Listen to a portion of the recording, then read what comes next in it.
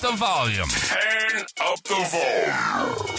You've arrived at the destination for all things Kentucky. This is the Bleed Blue Network Podcast.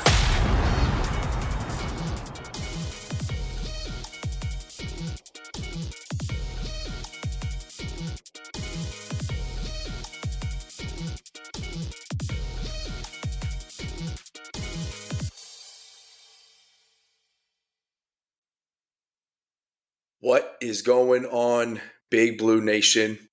Another episode of What in the Hell is Going On in Kentucky. What the hell just happened, Rando? Again, what the hell just happened? I do not know. I've never been more frustrated in my life watching football games in over the last 2 weeks, where just games are, even with playing terrible football, victories are still like W's are still possible. And we just create new ways to just piss it away. Just like they're down in the lab, in the locker room of like, okay, what's a new way we can piss everybody off? Yeah, it's unreal. I don't understand it.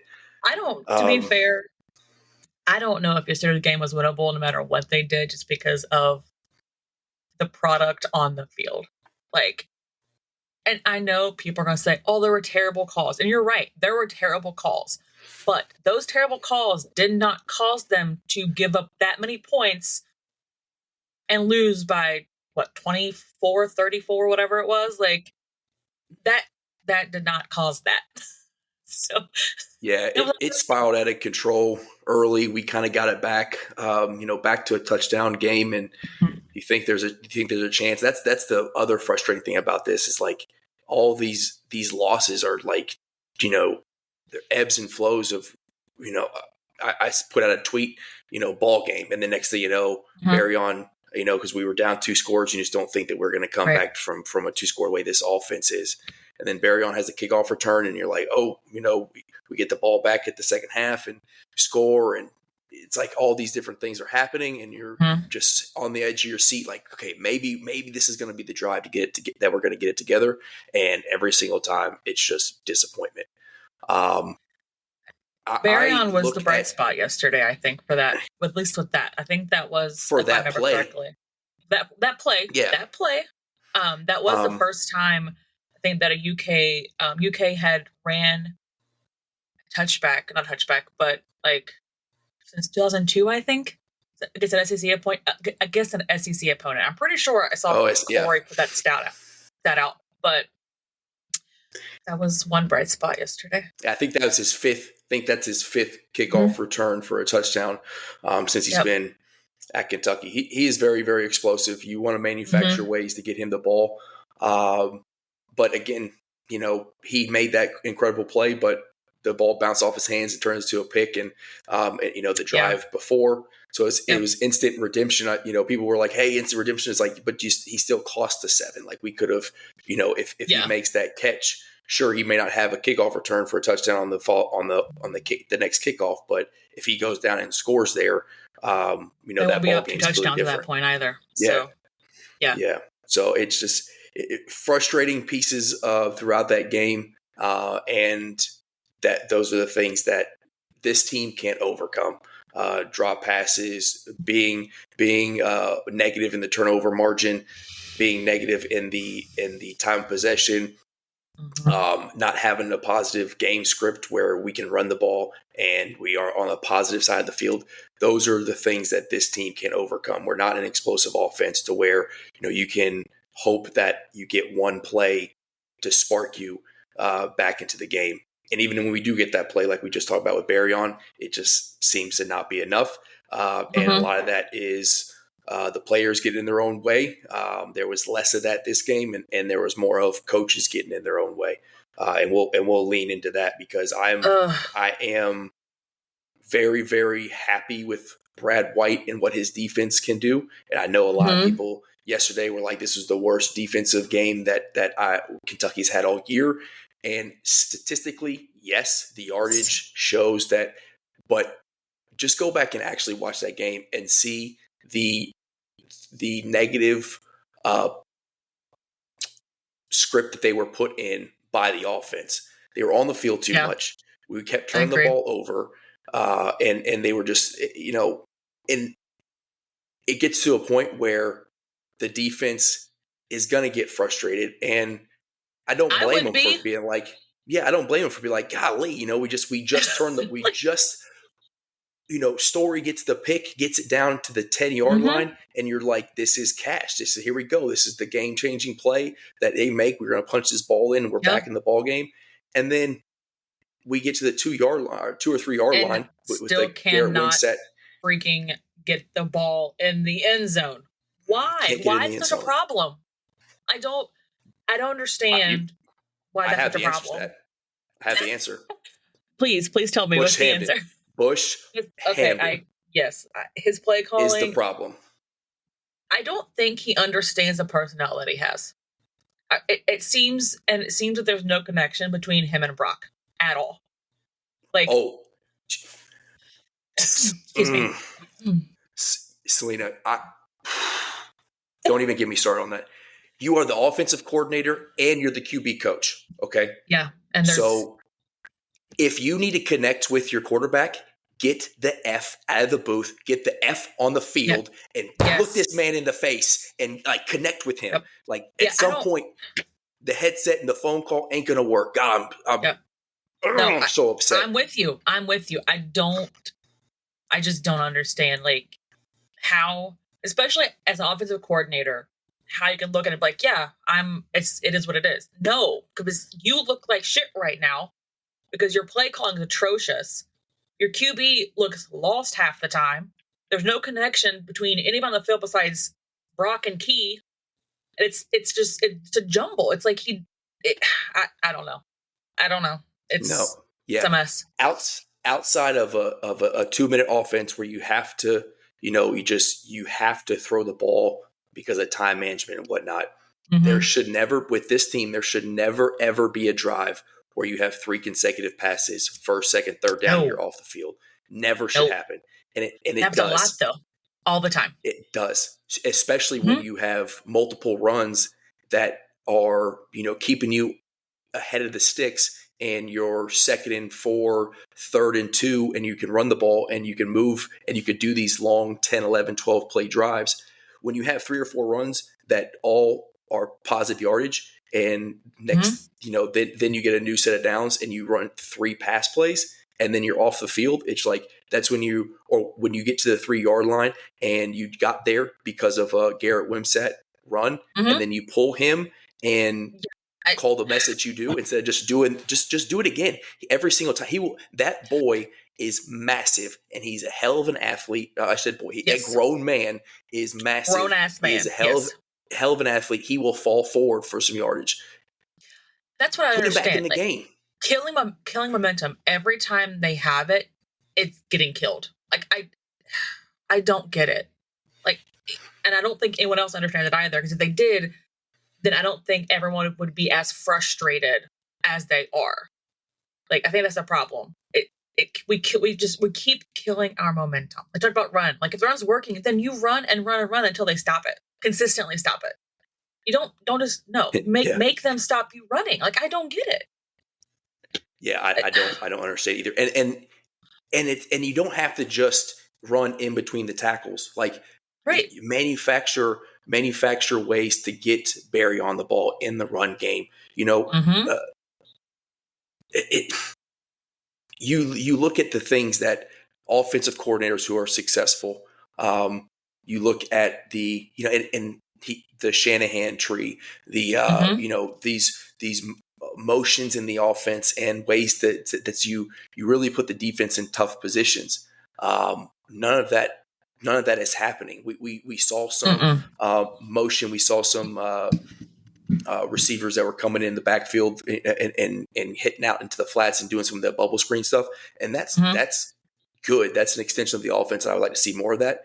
But you're doing this. You're those are plays to open up for other things. He's using that as plays that are trying to be our big explosive plays. No, those are the things that you do. You hit that play, in the first quarter, and then you run something similar to it in the third quarter, and the defense reacts to it, and then you could take your shot downfield. It's there doesn't seem to be the understanding from our play caller and our offensive coordinator of setting a game up. Yeah, I would agree. Not even at the beginning of drives, like the beginning of a game, at the beginning of a half, even our scripted plays that are what the offense should lean on. Like the first 12, 15 plays that are scripted, those don't even work. Like how is this possible? I've been absolutely frustrated with coaching before for football and basketball, for college and the pros. And at the end of the day, when I'm done bitching, I'm like, listen, they know the job better than me. I'm frustrated as I see it, but this is the one time where I'm like, this might be an ignorant statement, but I believe it.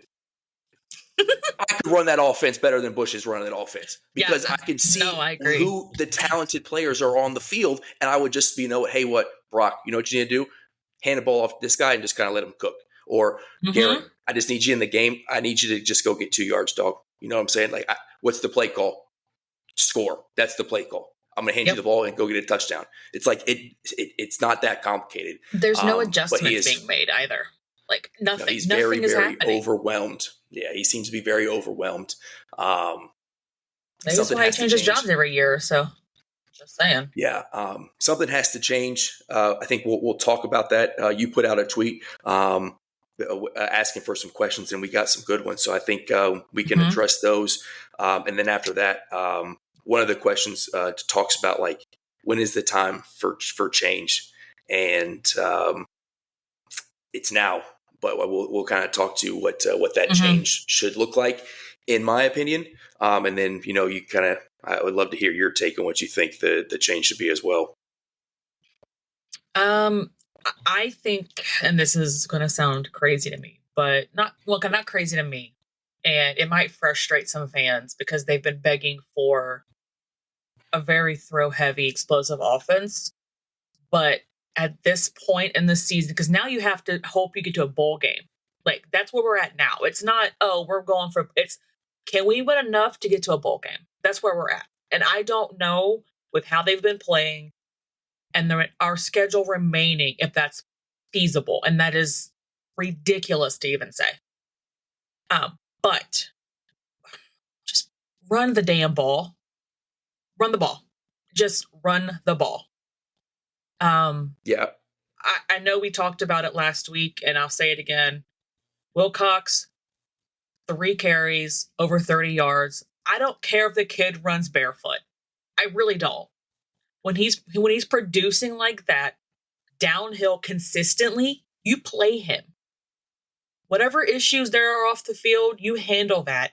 But at this point in time, when you're not moving the sticks, when you're not scoring very well, when you're losing games that you should not lose. I mean, Florida was talking about firing their coach because of how bad they are this season. That's how terrible they are. And we just got embarrassed by them. So, Again, I don't care if he's barefoot, if a shoe comes off. Play him. Play him. And if maybe we talked about before we started the podcast, that's an incentive. Say, hey, you clean this crap up, and you'll get the ball. We'll keep you in the every down. Every one.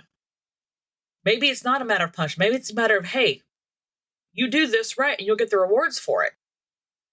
But whatever we're currently doing is not working. Yeah, they got to find a way to connect with that young man. Like he is super talented. And there's, we talked last episode about leadership and there's like you don't want to cave in and you don't want to set a bad precedence and give up on your standards. Like you want to hold folks to a standard. And if they're not meeting it, there should be a punishment there.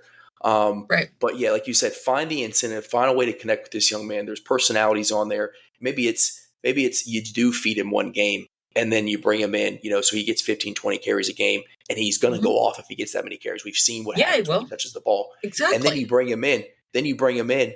And you have the coaches talk to him like, hey, that felt good, huh? Like getting the ball, being the stud, being the highlight player of the game, getting recognized on SEC Network for being, the top freshman of the week or something like that. That felt good, huh? Okay. Well, if you do X, Y, and Z, that will happen weekly. If you don't, all the time. If you don't, it won't ever happen again. Okay. Yes, And you there got you to go. find a way to connect with him, because if you don't, that talent will be on another roster next year. He will transfer. And I wouldn't, to be fair, I wouldn't blame him. I would not blame him Right. at all. Like at this point, So, like I said, it's either they're not connecting with him in the correct way, or they're just trying to approach it in a single fashion that's worked with, like they've done with everybody else, that's not working. Right. So like everybody responds differently to different things. Everybody knows this.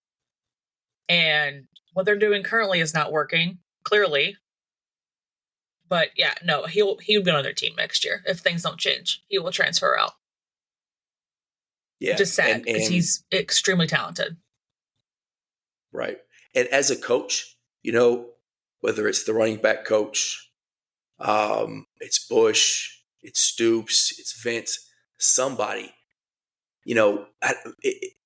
if the coaches aren't connecting with him, like, Mhm. are we going to Chip and saying, hey, can you go take this dude out, talk to him, like get him to understand you're coming from Ohio State, right? You understand the Mhm. the culture it takes to win. Okay. Talk to him. He's a freshman. He's young and he's making decisions, and this is where all this is hearsay. This is what we're hearing. There's some problems. We don't know for sure, but I do think the lace cleats that we talked this before we hit record, the lace cleats is just kind of like, that's the outward defiance that we see. There's something else going on for sure. Yeah, that's active defiance for sure. Yeah. So there's, that's the kind of, and that's the childish aspect of it where you're, you're like Wilcox, man, like, golly, there's other ways to go about making a point, but whatever. But yeah, so find the player leadership who can talk to him and this team, because eventually if they're hearing the same voice, right, it's going to get drowned out. As kids do. Right. Come on, he's 18, 19 years old. When they are that young and you have a coach or an adult that is constantly on you, like you said, eventually they tune that voice out, completely tune it out. So maybe it doesn't need to be the players, right? It needs to be a player say, hey, this isn't okay because this is affecting the team overall. Like, you're too good to be doing whatever's going on. Let's get it together. But I did, I think, I forgot who tweeted it. Former player, what was his name? Cash? Was it Cash that tweeted about how Cash there's Daniels. no leadership? This is the result of having no leadership on the team. Yeah, and maybe that's the issue. Maybe there's no player-led leadership, and this is what the result is. So I think that's very true on the offense. I think the defense has that player leadership. You saw it in the comments after Vandy with Pop, saying like, I'm not about this business. I don't come from a losing culture.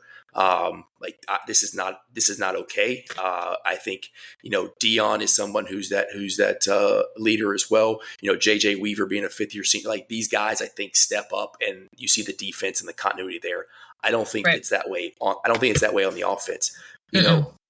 I have talked about how outside of some of the play has not been there, but Brock's kind of stoicism.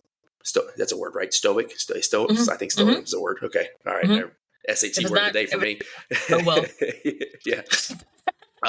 So that's impressive because he's taken some shots. He's been sat on his ass more times than than a quarterback should be. 1,000%. And you can tell he's playing hurt. He's banged up. He leaves every single game with another scar, or bloodied up or whatnot.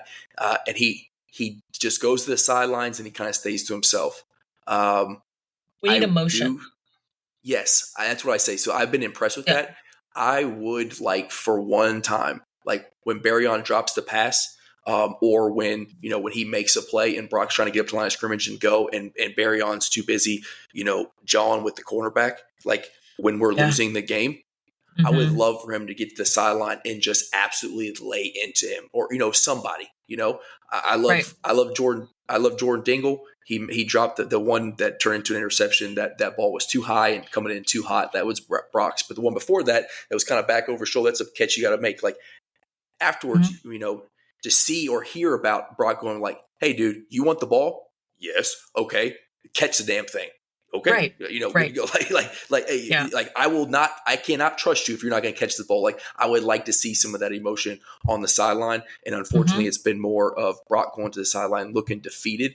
I think because he's disappointed with his play. I also think because he's disappointed with the talent around him. Yeah.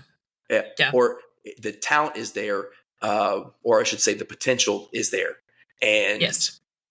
I've said this before too, potential gets you fired. And that's what Stoops looking at right now.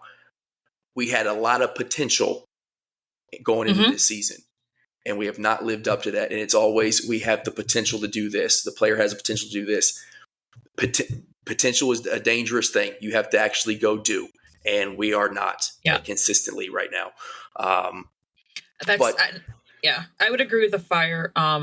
That's something, like Will Levis had, right? He would be in people's faces. He would be fired up on the field, on the side, on the sideline, showing emotion. Like, we don't have that now. And I've not really seen that a lot out of, anybody in the offense, really, which is weird. Yeah. So, I don't know. Sorry, excuse my voice. I don't know what happened. It's all right. It's definitely frustrating. I don't think the offense has that leadership. It's got to come from somebody. I will give my thoughts on the wholesome change that I think needs to happen. It's not Stoops leaving right now. It's not, trying to make this big push to be like, hey, the head coach has to go. I think that is not the answer. Because no interim person or no one on that team can come in and be interim coach, in my opinion. Right. I think Vince Morrow is a leader of men. I don't know that he's a dude who can, is a head ball coach type guy to come step in. And I think that would be the only answer and there's no reason to talk about that right now and trying to find a new head coach, because I think that is only going to be more detrimental to the team. So if you're a fan, be frustrated. You deserve to be frustrated. Yeah, absolutely. Be frustrated. But talk about it with your family, talk about it with, in the quiet, but it just doesn't need to project out there. That's just going to be more distracting. That's my opinion. You all might not agree with it as you're listening to this, but I think if we got to find a way to continue to support this team, ask for change, but try to kind of communicate that in a positive light, while letting people know that you're frustrated, because that's the only way change is going to happen is, hey, we are not okay with what we see on every Saturday, and it needs to change. What is the change going to be? And that goes into, Michael, on the tweet you pushed out, Michael, his Twitter handle at UK_VH. He said, how much of our problem is not having RB like Snell, C-Rod, or Ray, RBs who were hard to take down and could get those extra yards. We see the O-line struggle with pass blocking, of course, but would RB like those make a big difference? So I will say, Benny Snell, C-Rod, Ray Davis, those were phenomenal running backs, and they were 3 down backs that you could lean on. I don't think having someone like that, if we had Chip from the beginning of the season, that potentially makes a difference. But the reason why I will say that it would make a difference is because our run game has been so good. Right. Even with an offensive line that has struggled, they do run block well. They grade well when they run block. We are averaging, even like the worst game that Sumo is having is like 3.9 yards a carry, which puts you in a positive game script to control the time possession and continue to move the sticks. Wilcox is averaging like 10.5, 11 yards a carry. So the running game is working. So yes. maybe having a guy who can, stay in the game and we're not having to sub a guy out. But I think Sumo has done a great job in the role that he's been asked to do, and being the lead back after Chip got hurt. Wilcox is the spark plug that this offense needs that we just don't use. So I don't know that would have made a big difference because our run game is good. That being said, if we have Ray Davis on this team right now, I mean, he's probably the guy that makes Bush Hampton look good because he's a Genty type of player. He didn't put up Genty type numbers, but he's a dude he's a Sunday running back, right? So like he's a guy who you saw Ray Davis go off on his first NFL start. He actually for some reason he didn't start the game, but he got all the carries. But you saw how talented he is. So if he's on this team, yes, I will say that potentially makes a difference. But I don't know if the running back and not having an RB1 is the reason why the offense is struggling because our running game has continued to show that it can produce. What do you think? I mean, I think we were all hoping that Chip would be sort of one of those for us, right? I mean, obviously we talked about grown-ass man. Chip's a grown-ass man. Hands down. Dude is stacked. Okay. His genetics are not fair. Hey, listen, all right, it's a lot of hard work too. But anyways, so I'm sure him getting hurt the way he did affected kind of like that game plan, that overall thing. Maybe he could have been that sort of running back for us. But at the end of the day, those plays would still need to be called for that. So we can have a running back like Snell, Sierra, Ray all day. But if those plays aren't getting called for them to run the ball, what is that going to matter? You know what I mean? Like, if we're going to throw it 3 times in a row and get 3 and out, what does it matter? So, I mean, again, like you said, we have running backs that are doing what they need to do on the one. When they're getting the plays called on the field, they're producing like they need to produce. So I don't think that's as big of an issue or difference in everything right now. Yeah, and as that might be a cold take by me. As Chip gets healthy, if he get on the field more, and you see how because he is the Stoops type. He's the make model that Stoops likes when it comes to running backs. He's built like a Ray Davis, like a Benny Snell. He can, they're fast, they're explosive. They will also get downhill and run you over. So potentially that, yeah. But like I said, I've seen sumo carry dudes for yards after contact as well. So I think he's done well. I think the offensive issues go past just not having that RB1. Right. I'm looking to see. I don't think I was going to look at the rushing stats for last game. I want to see how many. I was trying to see how many carries Chip had, but let's see here. Box score. So for seven carries for 26 yards, so 3.7 yards a carry. I thought 8 to 10 carries was probably going to be his limit, so just a little bit shy of that.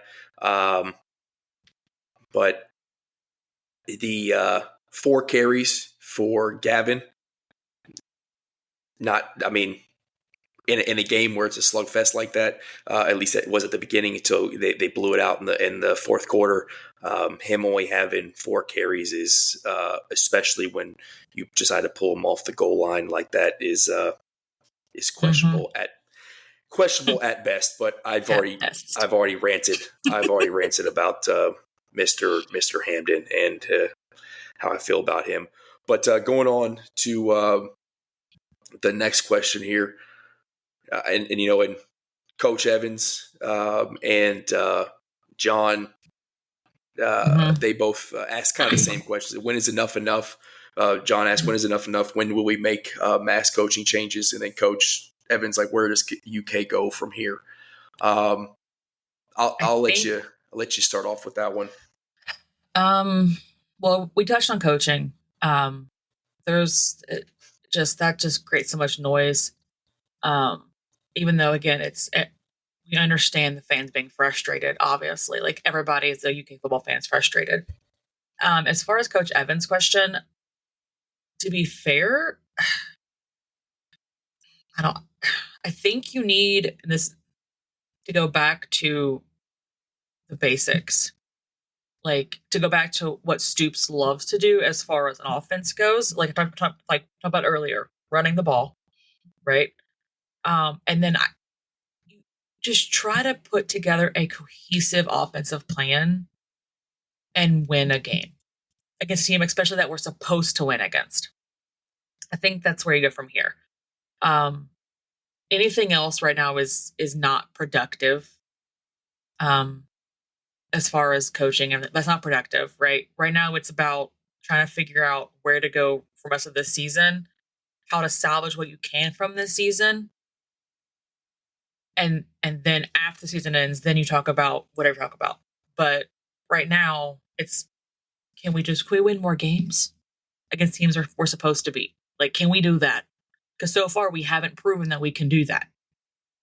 It's teams that we're not supposed to be in the game close to that we're performing really well against. And then teams that we're supposed to win, we shit the bed. So why? Like where does that come from? Yeah. So far we've proven that unless you have a top 10 ranking next to your name when we play you, we're not going to show up. Like for whatever reason, it's just like we're just not going to show up. It's like the preseason hype of how good this team was supposed to be is still like lingering over them, even though they've continued to take smacks in the mouth by what we would think are lesser teams. And I put that on. I put it on coaching. I do. I like players have to make plays, but eventually it's eventually coaches got to look at it and say we have to do something different. And so to answer those two questions. Where does Kentucky go from here? When is enough? When does mass change to happen? My argument is right now. We have to go into Auburn with a massive change. And not at head coach, but if I'm Stoops, our running game has been dominant. Okay. It has been the one bright thing on the offense. And we'll say it again. I'm going to Bush and I'm saying, get your tail on the field. Yep. You're going to be a quarterback coach for Brock right now, and you're done calling plays. I'm letting BBN know on Monday when I do my sports show that Jay Boulware is the new OC, or at least the new play caller for the game. He's the running game quarterback, running game coordinator. He's the running backs coach. I'm saying, hey, bud, we're leaning on you, okay?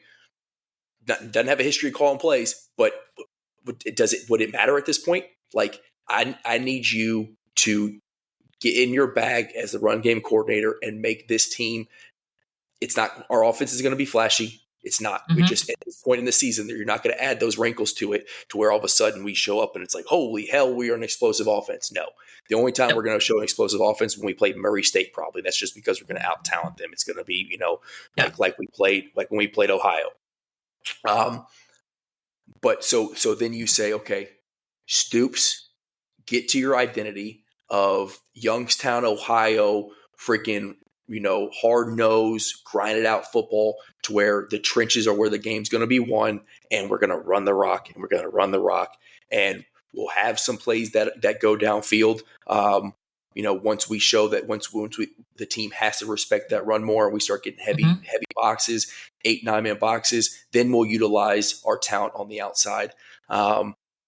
Use Gavin more. That needs to happen. The only other thing I could see happening, and this is, I think, a long shot because of the future plans. I'm really nervous, Auburn, when we play Auburn at home next week. That stadium, there was a lot of noise from Big Blue Nation about the quote unquote sellout at Louisville and how that stadium was empty. I think those pictures are gonna come back to bite us when we see people taking photos of our stadium and it's not full. Yep. Because have they really earned? There's other things to do in Lexington on a Saturday night. So right. Have they earned tailgating all day, spending money on tickets, spending money on tailgate passes? just to go to a home game and be disappointed again. I don't think so. So something has to rejuvenate the fan base. And the thing I was getting to before that tangent was, is it time to tell Big Blue Nation, the Kentucky quarterback who's been groomed and sitting on the bench as a freshman that's supposed to have all this talent, is it time for Cutter Boley to come into game? I think that I think there's a this 95% chance that doesn't happen, just because there was talks of redshirting him and whatnot, but he can play 4 games and still have that red shirt. He's tall. He's athletic. I heard he ran a 4.5 40 at camp. At his height is moving. He is still slight of build because of how young he is. But is it time to say, hey, we're handing the keys over to you? Because Gavin isn't the QB1. I don't think he can start. He can come in and spell Brock or Cutter and give you a different dynamic to the offense. I don't know that you want to give him the keys. But is it time for Cutter to say, hey, let's – because I guarantee you one thing, if this week Stoops comes out and says, hey, Cutter Boley's going to start at QB, that stadium will be filled up. Fans would be there, 1,000%. Yes. Yep. Yes, because the second coming of Tim Couch is going to have a start in Lexington.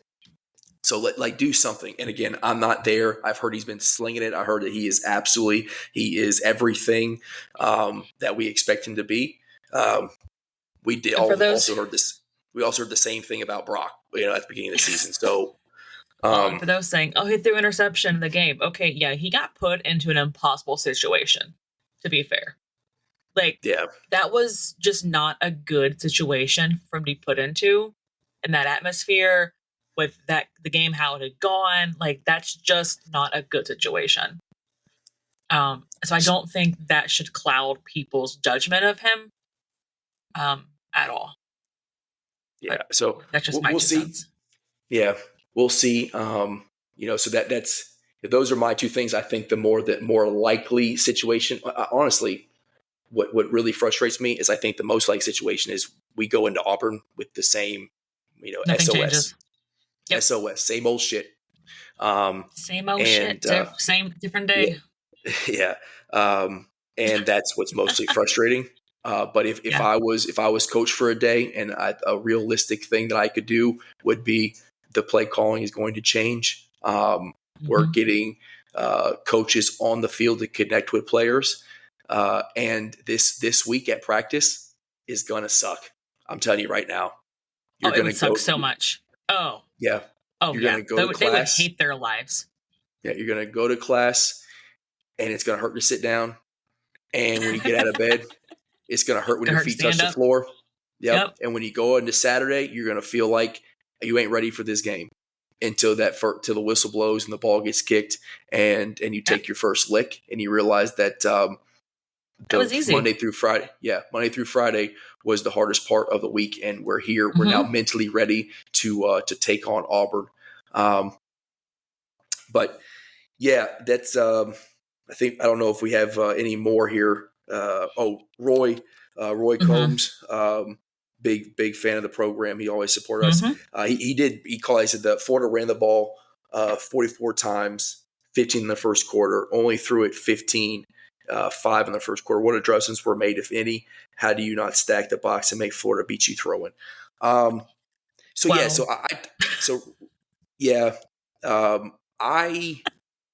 thought the defense played well. There was a couple of shot plays when we did stack the box, that they got downfield, and those were killers because they were always on like a third down where we're trying to get this guy off the field or get Florida off the field, and they make a big shot play, especially the one that happened right after we got we got back into the game. We were only down a touchdown.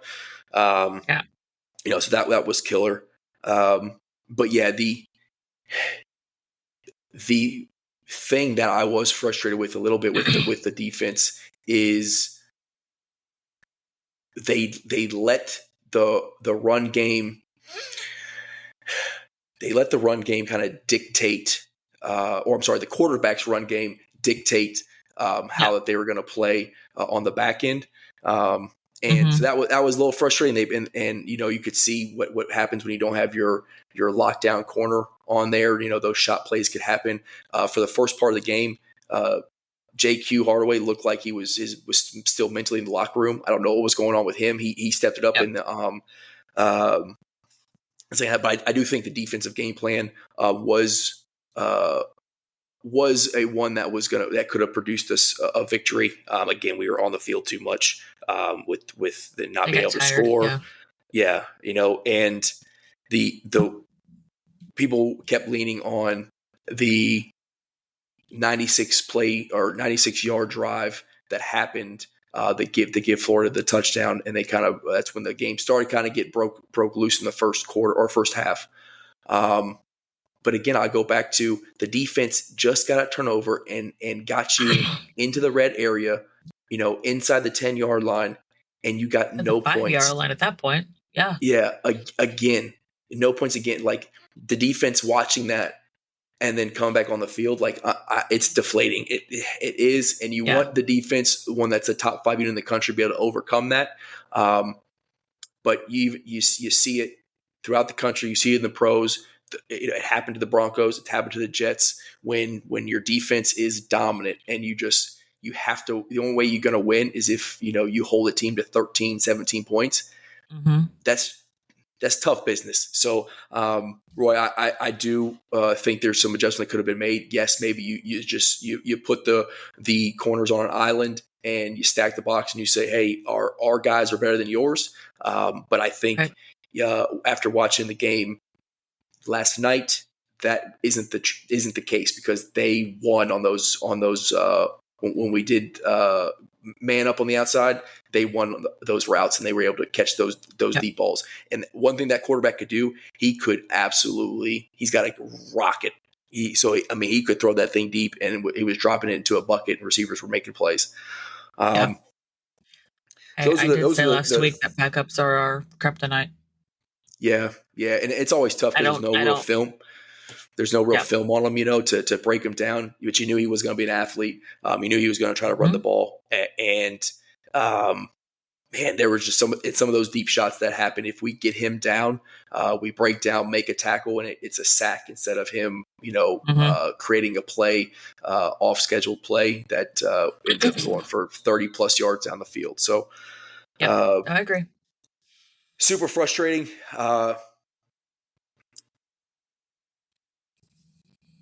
Man, I look at it. I had to remind myself. I was going back and looking at some stats that we're in 2024, because it looks like we're watching 2014 Kentucky football. Like we went backwards.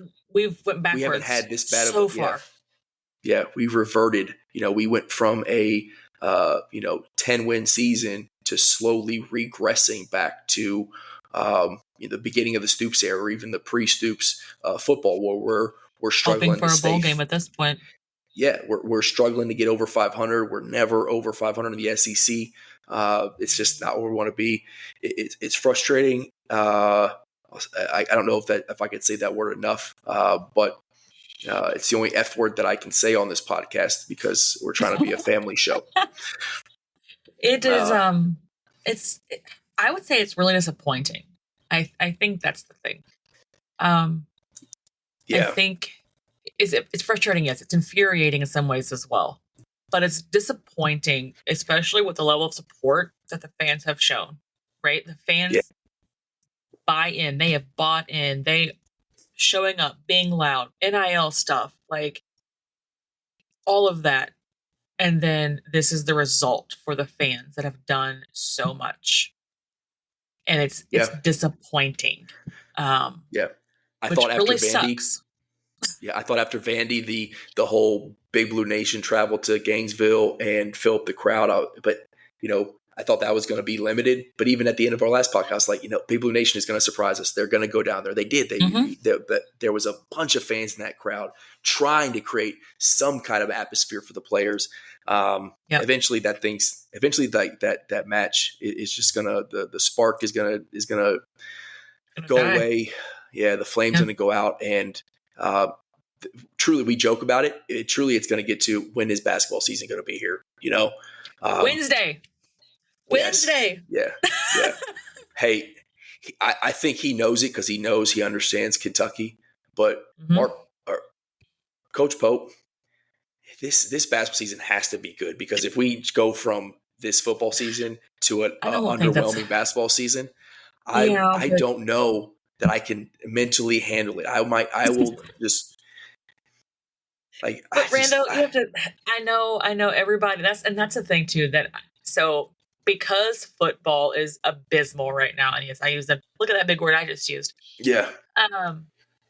I think that fans are going to probably put unfair expectations on basketball this year. I really do. We already have, for sure. I mean, we're a team full of transfers, a brand new coach. I know, right? Brand new coach, transfers, freshmen. I get it. I know that. Yeah. But I think it's going to be even worse because UK fans, we are the most passionate fans in the country. We are insane. We are crazy. We have had a lot of letdowns lately. Baseball, shout out to you. Kicked ass. Perfect. Volleyball's doing its thing. Women's soccer is really good right now.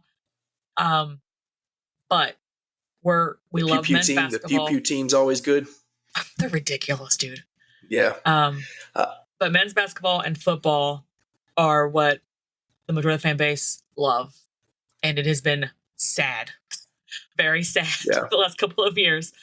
And I just feel like it's just going to be one of those things where it's just going to be unrealistic. And it's just not going to be pretty if they don't live up to those expectations. Yep. But if that being said, if there's someone who I believe in since his time's been here, it's Pope, man. He's definitely rejuvenated. Sure.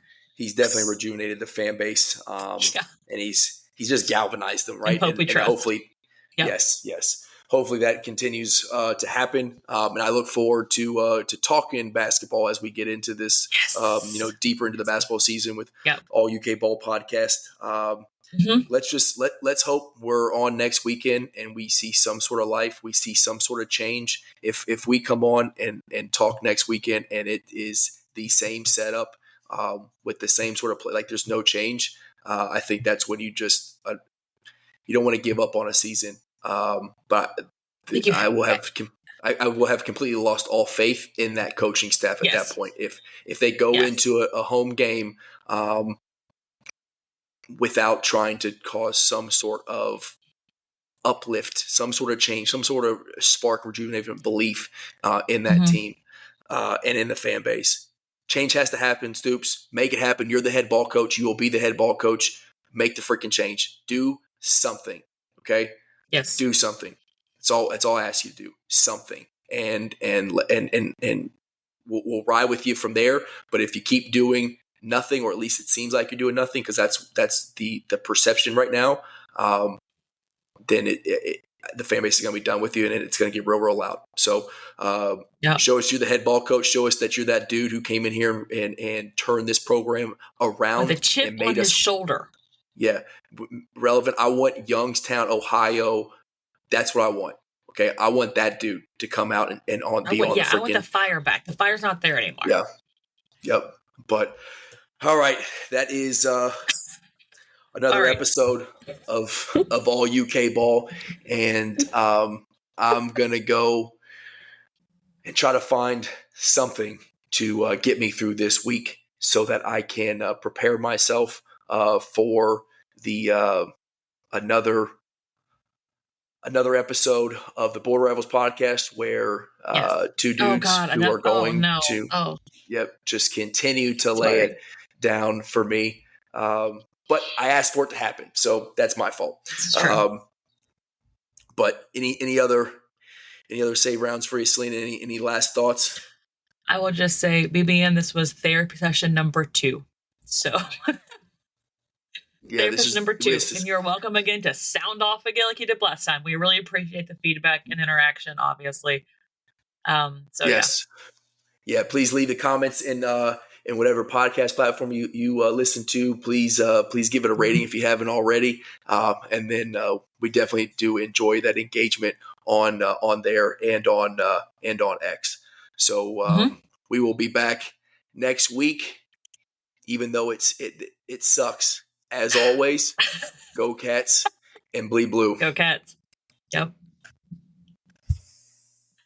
Thanks for joining us on another episode of the Bleed Blue Network podcast. We hope you enjoyed diving deep into the world of Kentucky sports with us. Don't forget to stay connected by following us on Twitter at BleedBNation. Your feedback means the world to us. So take a moment to leave a review. Not only does it help us improve, but it also helps others discover the show. Until next time, keep cheering, keep listening, and keep bleeding blue.